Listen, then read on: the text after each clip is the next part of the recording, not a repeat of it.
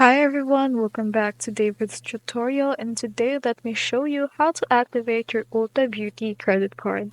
So in your browser, please search in how to activate Ulta Beauty credit card, and the first link that will appear, which is this one right here, activate your cards dash committee dash bread financial, is the one that we should use.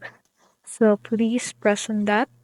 So this one right here is actually their public activation website of their card.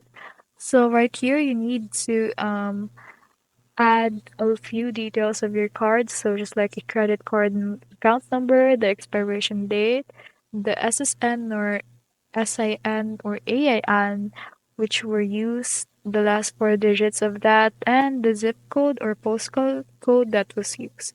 Then press continue, and you will be able to prompt, or there should be able screen prompts you just need to follow, and just like that your card will be activated, which is the purpose of that, and readily used everywhere and anywhere.